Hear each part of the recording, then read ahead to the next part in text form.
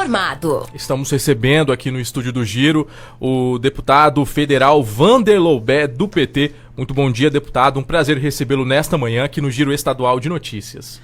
Bom dia, Carlos. Bom dia, Gabriel. Bom dia a todos os ouvintes do Grupo Feitosa. Queria cumprimentar a nossa população, os nossos ouvintes de Maracaju, Fátima do Sul, Inocência, Rio Verde, Nioaque, Paranhos, né?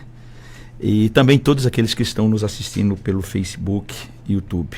Um prazer poder estar voltando ao Grupo Feitosa. Queria de início agradecer ao diretor, presidente Feitosa, né, pela oportunidade. Todos os municípios que eu vou, sempre os microfones do grupo sempre estiveram abertos para a gente poder dar entrevista e falar das nossas ações, até porque eu estou no meu 5º mandato. Sim. E tenho uma presença muito grande de ações, né, nesses municípios, da qual o grupo tem as rádios. Então, é uma satisfação poder estar voltando aqui, Carlos. A satisfação é toda nossa. Eu acredito que essa é a primeira entrevista que que o senhor está concedendo para a gente aqui no Giro Estadual de Notícias neste ano. Eu acredito que essa atual gestão do senhor, não só do senhor, mas como de outros parlamentares, foi aí uma das mais difíceis, justamente por conta da pandemia que veio aí, ceifou várias vidas, trouxe vários prejuízos econômicos assim para o nosso estado, mas também para todo o país. O senhor me corrija se eu estiver errado, o senhor é o deputado federal mais reeleito aqui de Mato Grosso do Sul e também um dos que mais disponibiliza emendas aqui para o nosso estado. Podemos aí fazer então um bom balanço dessa atual gestão do senhor à frente da bancada federal representando o Mato Grosso do Sul? Verdade, Carlos. Eu sempre tratei a política de uma forma de não partidarizar. A partir do momento que a gente se elege, ou que estamos eleitos, a gente representa todos os municípios, aqueles que votaram na gente e também os que não votaram, né? E eu sou o único deputado com 5 mandatos. Só na história do Mato Grosso do Sul, eu e o Nelson Trade pai, e para mim é um orgulho muito grande, mas ao mesmo tempo aumenta a responsabilidade. Claro que esses 5 mandatos também, né, olhando do lado extremamente positivo, me deu uma experiência muito grande. Conheço muito Brasília, conheço, né, os ministérios, e um estado como o nosso, Carlos, que só temos 8 deputados dos 513, claro que a gente também tem que ter o papel nosso de legislar enquanto deputado. Sim. Que esse é um dos papéis nossos, mas não é só legislar, é fiscalizar e também aproveitar para trazer, né, os investimentos e os recursos na disputa do orçamento para os nossos municípios.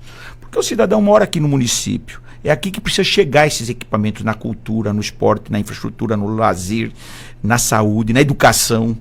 E eu utilizo muito o meu mandato para contribuir também, essa experiência toda, para trazer esses recursos. E ainda mais agora que o orçamento, a maior parte dele é impositivo, a gente tem que saber ter experiência, né? Essa experiência conta muito no sentido da hora que você tem que, como fala, bater a mão na mesa para defender o nosso estado, mesmo estando na oposição lá, é possível, como tenho demonstrado, trazer esses investimentos e esses recursos. Me orgulha muito ser o deputado, para não ser muito ousado, mas ou um dos mais que tem trazido esses investimentos para os nossos municípios, reconhecido isso, né, pelos prefeitos todos do interior.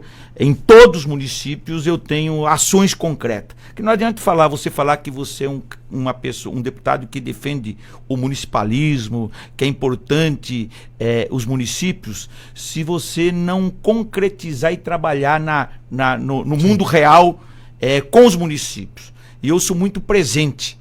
Eu falo, Carlos, que a gente vive uma democracia participativa. A pessoa vota em você, acompanha como é que você está votando lá em Brasília, nos interesses do Estado, nos interesses daqueles que mais precisam, e ao mesmo tempo eles cobram a sua presença lá, no aniversário da cidade, ou seja, que você vá dar satisfação do seu mandato para eles. E eu acho que eu consigo juntar essas 3 coisas, e isso me faz e me dá esse reconhecimento que eu tenho hoje. Neste ano, então, o senhor vai tentar a reeleição a deputado federal, deputado? Sou candidato à reeleição, acho que um cenário extremamente muito bom para nós. Acho que essa eleição está aberta, Sim. né?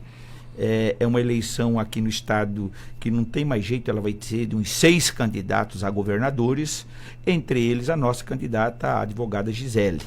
Acho que quem fizer 20%, 25% está na disputa, né? Como também no Senado, né? Nós temos aí 5, 6 senadores, entre eles o nosso candidato Tiago Botelho, professor da universidade também da UFGD de Dourados. Dourados clama por ter um candidato a senador, vai ter oportunidade, né? E eu vejo que nós estamos com uma chapa muito boa de deputado federal. Acho que a eleição nacional é uma eleição cada vez mais, Carlos, eu tenho acompanhado, acho que não tem narrativa para a terceira via. Eu acho que a eleição nacional, eu vi uma matéria muito interessante do diretor-presidente da Vox Populi, e ele fala que o primeiro turno já vai ser o segundo. Até porque o que acontece, Carlos? Não tem. A candidatura do Dória foi retirada. Sim. A candidatura do Moro foi retirada, né? A candidatura está aí, o PSD saiu da terceira via, o PSD, né? O Bivar, que é do União Brasil, saiu da terceira via, né? O PSDB está numa discussão se apoia, que faz uma aliança com o MDB, com a Simone, ou se libera.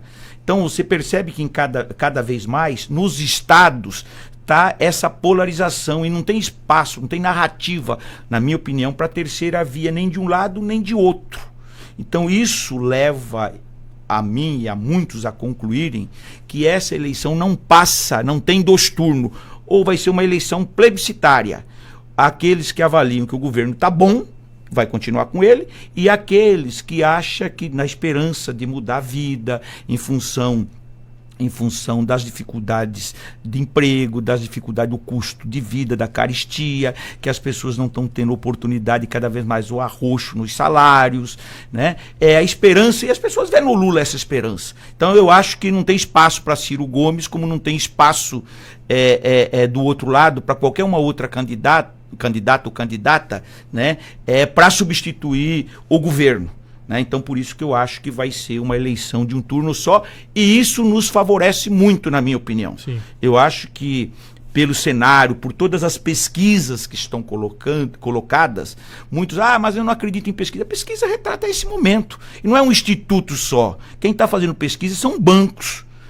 São sendo financiados e publicados por bancos, pela Federação da Indústria. Em todas elas, coloca o Lula numa posição muito boa, excelente, com tudo para matar essas eleições ou ganhar essas eleições no primeiro turno. E eu acredito muito que caminha para esse cenário de um turno só. Isso vai nos favorecer muito nos estados. E o que mais que eu acho, Carlos e Gabriel, é que o Lula está fazendo os palanques fortes nos estados. Em Minas, por exemplo, né? O Calil, que renunciou à prefeitura lá, que é do PSD, o PT vai lançar o vice, né?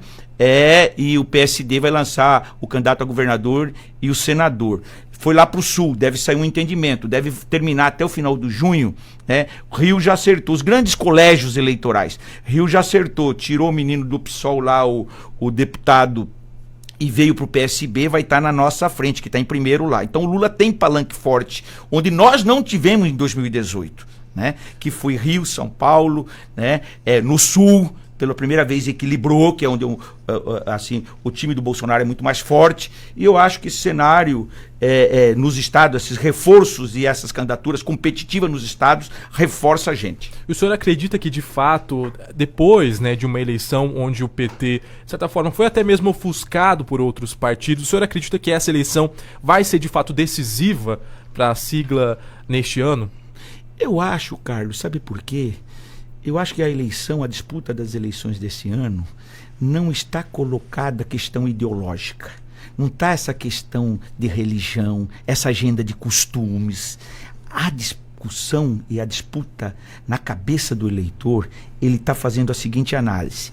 Eu vivi o governo Lula e eu sei como é que era meu padrão de vida naquela época, minha qualidade de vida.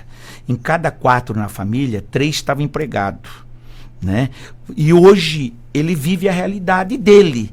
E ele está fazendo juízo dele para ele votar. Então, por isso que eu vejo que a decisão dele está muito mais nessas dificuldades econômicas que ele está, do emprego, do preço da carne, do milho, da soja, do arroz, do feijão, né? E isso está fazendo ele fazer a opção dele.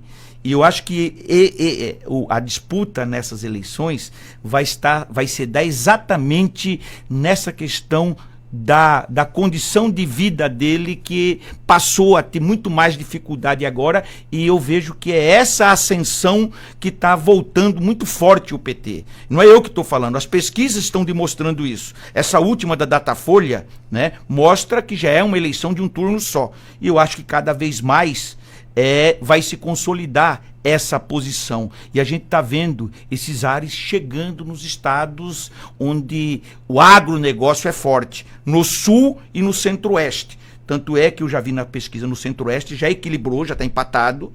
Aqui mesmo, se você pegar a última uma pesquisa que foi publicada com o Instituto aqui do Estado, daqui mesmo, né, já colocou empatado o Lula com o Bolsonaro, e que colocava uma diferença enorme do Bolsonaro em relação ao Lula. Então eu acho que o cenário é muito melhor que 2018, nós temos condições de dobrar nossa bancada federal, nós temos condições, eu defendo, sou o cara que sempre defendi, não tem problema nenhum de aliança, mas acho que hoje a candidatura da Gisele, para nós, nesse quadro de 6 candidatos, é importante mantê-la, né? E é importante nós reforçarmos, porque eu acho que vejo que quem chegar a 20%, 25% está no páreo. Historicamente, o PT sempre teve 20%, 25%.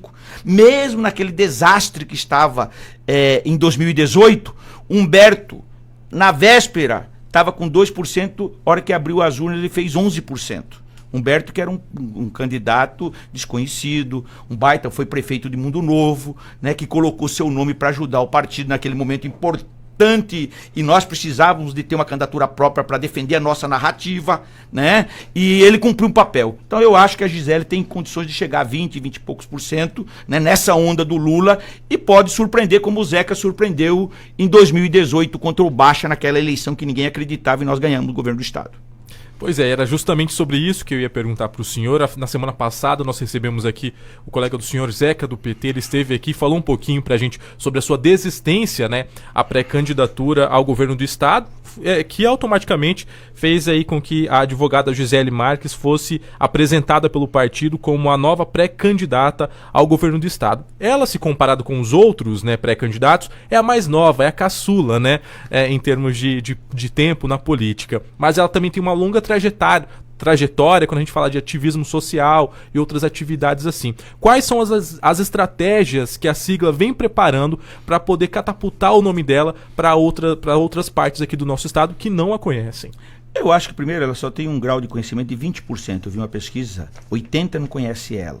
E eu acho que esse período, esses 120 dias aqui, que agora já estamos na pré-campanha, e a hora que entrar a campanha, isso vai beneficiar muito ela. Primeiro, por ser jovem, mãe, mulher, ativista dos direitos humanos, sociais, né? Ela conhece essa questão da sustentabilidade, da questão ambiental, vai ser uma agenda muito forte no debate que nós vamos fazer, né? Ainda mais agora com essa questão da novela Pantanal, sim, dessa questão do meio ambiente, né? E também ela tem uma experiência que ela já participou, na época do nosso governo, sim, lá como presidente do IMASU. Então eu acho que ela reúne as condições, e o que eu vejo? Essa eleição ela vai ser nacionalizada. Querendo ou não adianta você achar que isso aqui é uma ilha isolada.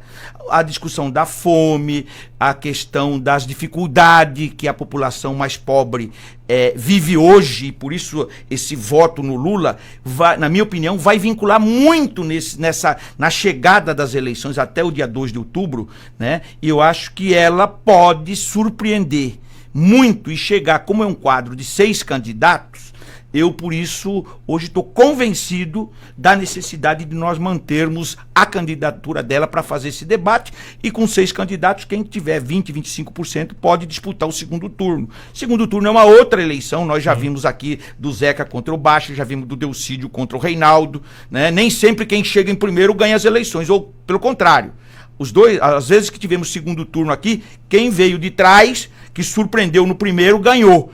caso do Reinaldo e o caso do Zeca contra o Baixa. Pois é, e falando ainda sobre isso, por exemplo, uma das situações que surpreendeu foi realmente essa chapa envolvendo o ex-presidente Lula e o Alckmin, né? Alguns dizem, por exemplo, que o Alckmin na chapa deu esse equilíbrio que o PT tanto buscava para algumas áreas que ainda não agradavam, vamos dizer assim. Existe essa possibilidade do PT fazer uma aliança com outras siglas aqui ao governo do estado justamente para dar esse equilíbrio que agrada, mas que desagrada a outros? Sempre tem, né? Desde que o candidato tope apoiá-lo, Lula, no primeiro turno abertamente. Eu acho que hoje, né, cada vez mais essa possibilidade deixa de existir, né? Eu acho que cada vez mais cada um vai sair no segundo turno, aí é uma outra eleição, e nós também com a candidatura da Gisele. Eu acho que o Alckmin dá esse equilíbrio para o Lula. Não é só ganhar a eleição. O problema, Carlos, é depois se governar. Daí eu quero colocar essa minha experiência, porque não adianta você ganhar. Nós já tivemos aí o Lula que ganhou, não tinha maioria e construiu isso. Você precisa da Câmara e do Senado. Qual que foi a dificuldade do governo Bolsonaro? Foi que ficou quase 3 anos nessa queda de braço com o Congresso. Depois teve que se entregar para o Centrão a partir do começo deste ano, né? Foi o Ciro lá, Ciro Nogueira para a Casa Civil, ficou lá o presidente da Câmara comandando quase num semipresidencialismo, né? Ou seja, tem que ganhar. Qual que é? Eu tive com o Lula uns 20 dias atrás. Ele quer ganhar, ele sabe que ele não pode fazer menos do que ele fez quando foi presidente. E ele precisa daí do Alckmin, dessa força do centro, porque para ele ter também no Congresso a capacidade de passar tudo aquilo que ele está falando que ele vai fazer no seu programa de governo. E ninguém governa, precisa legitimar isso tudo, esse programa, precisa do Senado e da Câmara para poder governar. Então eu acho que a bancada e essa federação que nós fizemos, mais com o Alckmin indo para o PSB, trazendo os setores do centro, que é importante. Eu estava vendo uma pesquisa, hoje 49 se diz de centro-esquerda para esquerda, né, e 30 e pouco de direita e sobra 18 no centro. É esses 18% que nós queremos trazer para chegar a 60%, para poder governar, não só ganhar as eleições, como depois governar com apoio mínimo no Congresso para poder fazer as reformas que nós precisamos. E aí eu, como deputado, né, sou pré-candidato à reeleição, né, quero dizer que essa experiência toda que eu tenho de 5 mandatos, eu vou estar colocando à disposição para ajudar o Lula, se Deus quiser, e os eleitores e a população assim entender, né, lá em Brasília continuar ajudando na construção desse modelo de governabilidade novo que nós vamos ter que fazer a partir do ano que vem, sem cometer os erros que nós cometemos. Embora eu falo sempre que os nossos acertos são muito maiores que os nossos erros. Até porque no nosso período nós chegamos a quase o pleno emprego. Né? Nós tivemos 6% só da população desempregada, isso é chamado pleno emprego. Né? Nós criamos inserimos 30 milhões de brasileiros que viviam abaixo da linha da pobreza, que não eram cidadãos, que passaram a ser cidadãos, passaram a ter no mínimo um salário. Nós vivíamos na nossa época o preço da gasolina em torno de 2,80, 3, e o preço do barril do dólar, Carlos, naquela crise de 2008, o Lula falava para mim esses dias que nós conversamos, o preço do barril chegou a 199, o combustível era 2,22. O preço do barril agora na crise, com a guerra, com tudo, chegou a 175, 180 e foi para 7. Então o problema não está, o problema está na política econômica, na dolarização do preço da gasolina. E aí é uma política de governo. E é essas mexidas que nós vamos ter que mexer para permitir com que as pessoas possam voltar a usar seus carros, ou suas motos, que às vezes estão paradas pelo preço do combustível e não conseguem usar ou tiveram que vender em função de ter perdido seus empregos. Então eu acho que esse é o debate. O centro do debate das eleições deste ano vai se dar na economia e vai se dar na condição da vida que as pessoas vivem hoje e daquilo que elas já viveram lá atrás no período do Lula. Agora são 8h33, conversamos com o deputado federal Vander Lobé, do PT. Deputado, foi um prazer recebê-lo nesta manhã aqui no Giro Estadual de Notícias. Eu que agradeço, Carlos, Gabriel e a todos os ouvintes do Grupo Feitosa. Aproveitar, deixar um abraço ao Feitosa, sua família, ao grupo, e dizer que me honra muito poder estar dando essa entrevista, e principalmente pelo pela essa capacidade, e os microfones de vocês sempre foram de forma muito democrática. Todos aqueles que prestam serviço têm oportunidade de falar. Isso é muito importante. E eu acho que eu gosto muito do rádio, porque o rádio, a gente está aqui direto, a gente está falando e as pessoas Sim. já estão nos ouvindo lá, né? Aí, embora hoje com as mídias sociais e tal, mas eu ainda sou daquela época, gosto muito de dar entrevista em rádio. Grande abraço, uma boa semana a todos e que Deus nos dê força e energia e saúde para a gente continuar lutando. Muito obrigado, um bom trabalho. O Giro Estadual de Notícias fica por aqui.